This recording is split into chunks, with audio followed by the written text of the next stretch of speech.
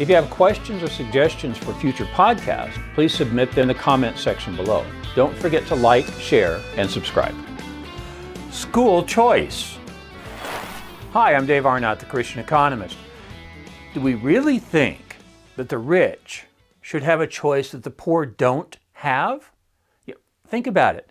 The rich already have the ability to send their kids to any expensive school they choose, but poor kids don't have that choice. Shouldn't we give them the same choice? Now, we live in Texas, where our legislature is trying to decide what to do about school vouchers.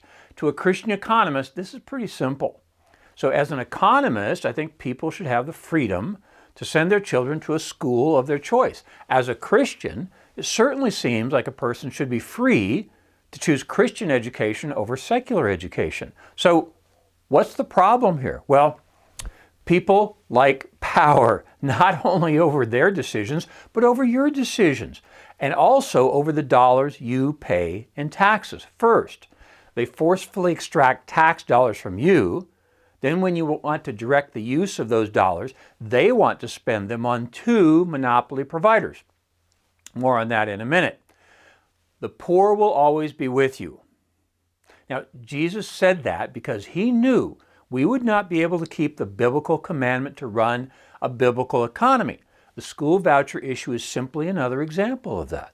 People should be as free as possible to choose religious education over secular education. If people were better educated, production would increase and our country would be richer. The productivity equation, after all, is what determines a country's wealth. Quote, "Know the truth, and the truth shall make you free." And that's from John 8:32. And it follows a pretty interesting scripture as well. The preceding verse says, "If you hold to my teaching, you are really my disciples." Okay, so teaching is pretty important to Jesus. So it's through learning that we find the truth. I don't have the time today to deal with the philosophy of one truth or multiple truths, but don't miss the point. The scripture clearly says the truth shall make you free, not many multiple truths. Now, in a previous podcast, I quoted Oprah Winfrey saying, quote, "Education is the key to unlocking the world, a passport to freedom," end quote. So we've determined that people should be able to make a choice about how to unlock that freedom that we're talking about. Now, as I've often said, the intersection of Christianity and economics is freedom. I guess that's poignantly shown in this particular podcast. Monopolies. Now, there are two monopolies at work here. The first one is quite obvious. Public schools don't like to compete with private schools. They're happiest when they have a monopoly on education in their community. I'm an academic, and one of the basic ideas in academics is that no one knows it all. That's why most people study at various universities and then join a faculty at another university where they didn't study. I've attended 10 universities. Yeah, but why? Why didn't I get all my education at the same place? Well, because nobody knows it all. You have to study broadly to gain different ideas about the world.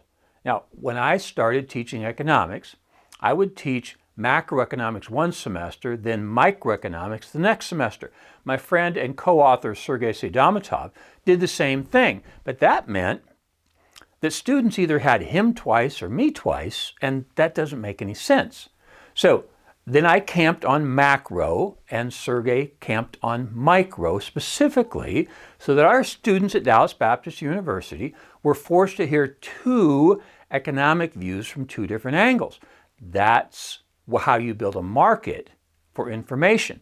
Now, in contrast to the previously cited market, where the intellectual capital of various people got poured in, the fallen nature wants to reduce that market to a monopoly, and that's what we have in public education.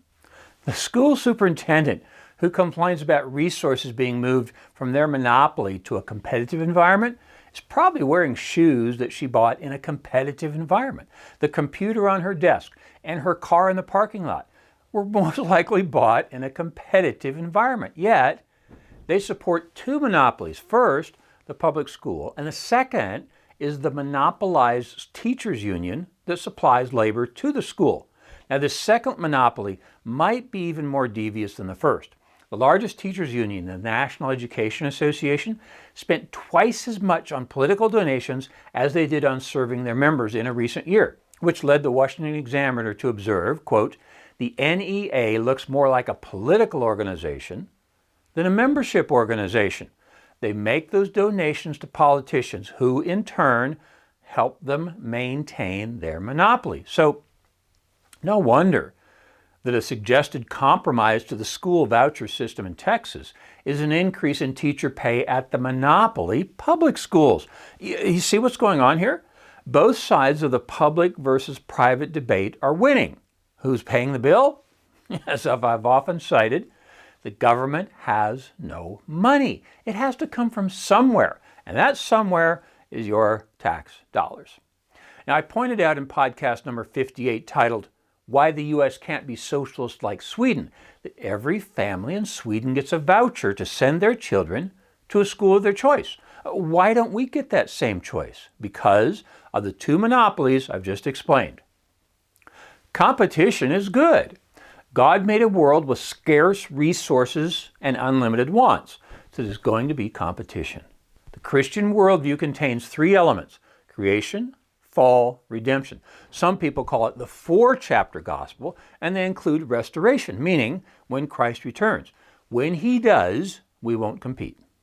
Until then, we're in a time that is east of Eden and west of restoration, trying to figure out how to redeem the world's resources in a way that God intended. Competition in education is one of those ways. Now, think about this. What if there's only one church? Well, our predecessors, before Martin Luther, had only one choice. But then people protested, and the Protestant Reformation soon produced the Lutheran Church. Then a cavalcade of denominations sprang up after that. That's good, isn't it? In his book, Gross National Happiness, Arthur Brooks says America is enriched by the competition for religion. Then shouldn't we be enriched also by competition for education? And we are, where school choice exists. The value of education.